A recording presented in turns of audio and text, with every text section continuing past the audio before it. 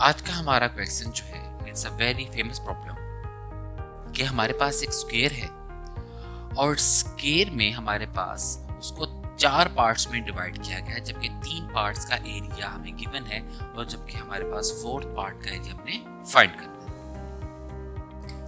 अब ये डिवीजन कुछ इस हवाले से की गई है कि एक पॉइंट ले लिया गया, दिस पॉइंट, और इस पॉइंट को चारों साइड्स के मिड से मिला दिया गया। जैसे इसको पॉइंट को इस साइड के मिड से मिला दिया गया, इस पॉइंट को इस साइड के मिड से मिला दिया गया और इसको इस मिड से और इस मिड से। तो ये जितने भी पॉइंट्स साइड्स के साथ अटैच हैं ये मिड पॉइंट्स हैं और हमें इन 3 शेप्स का एरिया दे दिया गया, जबकि चौथी शेप का हमें एरिया फाइंड करना है। तो ये चारों क्या है आपके पास क्वाड्रिलेटर्स बन रहे हैं। जैसे कि अगर जिस तरीके से उसने मिड पॉइंट से तो मिला लिया, अगर मैं ऐसा करूं कि मैं इस पॉइंट को तमाम कॉर्नर के साथ भी अटैच कर दूं, जैसे कि मैं इसको मिला देता हूं इस कॉर्नर से और फिर इस कॉर्नर से, देन इस कॉर्नर से और देन इस कॉर्नर से। क्योंकि हमारे पास जो पहले जो क्वाड्रिलेटर्स बनी थी, जो 4 शेप्स बनी थी, वो कोई रेगुलर मेरे पास क्वाड्रिलेटर्स नहीं थी, इररेगुलर थी। तो हम क्या करते हैं, जब इररेगुलर होती है तो हम उसको ट्रायंगल्स में डिवाइड कर लेते हैं। अब जैसे ये क्वाड्रिलेटर जो है ये 2 ट्रायंगल्स में बट गई, सेम ये भी 2 में बट गई, ये भी 2 में बट गई और ये भी 2 में बट गई है। तो इस क्वाड्रिलेटर का एरिया तो 8 मीटर स्क्वायर है हमारे पास। अब बात है कि जी हमने क्या कर दिया, इसको 2 पार्ट्स में डिवाइड कर दिया और ये 2 ट्रायंगल्स बन चुकी हैं। अब ट्रायंगल का एरिया कैसे फाइंड किया जाता है? ट्रायंगल का एरिया जो होता है, area of triangle is equal to 1/2 base multiply by height.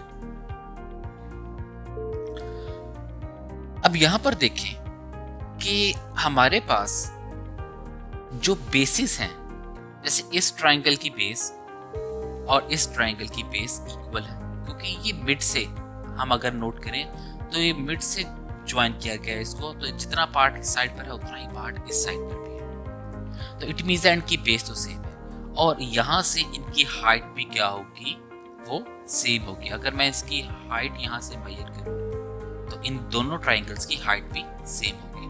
अगर 2 ट्रायंगल्स की हाइट और बेस सेम हो तो उनका एरिया इक्वल आता है।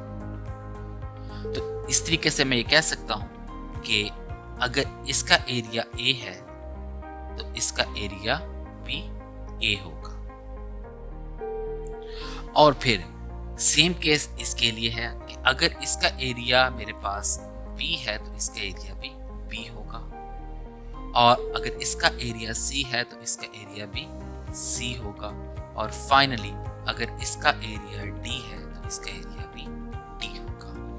क्योंकि चारों साइड्स पे अगर देखें तो इस साइड्स पे 2 ट्रायंगल्स बन रही हैं, इस साइड पे भी 2 ट्रायंगल्स, इस साइड पे भी 2 और इस साइड पर भी 2 ट्रायंगल्स बन रही हैं। और हमने ये चीज यूज की है जो ऑलरेडी प्रूव्ड है कि हमारे पास अगर 2 ट्रायंगल्स की बेस और हाइट सेम हो तो उनका एरिया सेम होता है। अब यहाँ पर चूंकि ये मिड पॉइंट से क्या है, कनेक्ट है ये लाइन, तो इसने इस लाइन को 2 पार्ट्स में इक्वली डिवाइड किया हुआ, तो ये बेस और ये बेस क्या होगी, इक्वल होगी। तो इनकी हाइट जो है वो हम इस पॉइंट से मेजर करेंगे तो दोनों के लिए सेम हाइट हम मेजर करेंगे, तो हमारे पास हाइट भी क्या है, दोनों की सेम होगी। तो बेस और हाइट सेम है तो लिहाजा दोनों का एरिया सेम है, इसलिए दोनों के एरिया को हमने A कह दिया। सेम केस यहाँ पर है कि ये भी मिड पॉइंट से ज्वाइंट है, तो जितनी लेंथ ये है उतनी ही लेंथ ये है, और यहाँ से अगर हम परपेंडिकुलर ड्रॉ कर लें एट दिस पॉइंट,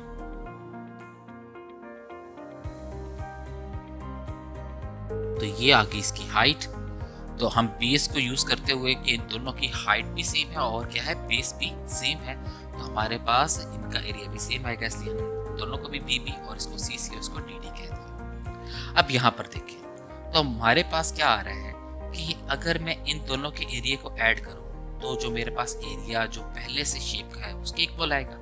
तो मीन्स दैट कि A + D is equal to 8 metre square. Unit लिखने की फिलहाल जरूरत नहीं है, तो ये क्वेश्चन हो गई 1। सेम केस इसके लिए है कि अगर मैं a प्लस बी को ऐड करूं तो a plus B that equals to 10। ये क्वेश्चन 2 हो गई। देन हमारे पास आता है b प्लस सी, तो b plus C is equals to कितना आ गया 16 मीटर स्क्वायर। और फाइनली हमारे पास जो हमें फाइंड करना है that is c plus D is equals to, ये हमारे लिए अभी तक अननोन। मुझे c प्लस डी का रिजल्ट निकालना है। तो अगर मैं इन क्वेश्चन को आपस में सॉल्व करूं, जैसे कि मुझे c और d चाहिए, तो मैं क्वेश्चन 1 में से क्वेश्चन 2 को माइनस कर देता हूं। सो बाय 1 माइनस 2, तो ये हमारे पास आ गई a plus D is equals to 8 and a plus b is equals to 10। तो इनके साइन चेंज हो जाएंगे। अगर इनके साइन चेंज किए जाएं तो ये तो कैंसल आउट हो जाएंगे, that is d minus B is equals to -2। तो d माइनस बी का रिजल्ट क्या है हमारे पास -2 है। देन हम क्या करते हैं कि हम अब इसमें इक्वेशन 3 को ऐड करते हैं। ये क्वेश्चन हमारे पास आ गई 4, तो बाय 4 प्लस 3, तो इक्वेशन 4 थी d minus B is equals to -2, और इसमें क्वेश्चन 3 को ऐड करते हैं तो क्या आ जाएगा b plus C is equals to 16। तो d तो एज इट इज ऐसे ही आ जाएगा, ये b क्योंकि साइन ऑपोजिट है ये कैंसिल हो गए, और ये प्लस सी, और ये फाइनली हमारे पास क्या आ गया दैट इक्वल्स टू 14। तो d plus c plus d का हमारे पास रिजल्ट क्या आ गया 14 आ गया। It means that c plus d इसका एरिया हमारे पास क्या है 14 metre square, and that is the required answer. I hope so आप अंडरस्टैंड करके होंगे। नेक्स्ट वीडियो में मुलाकात होगी, तब तक के लिए अल्लाह हाफिज।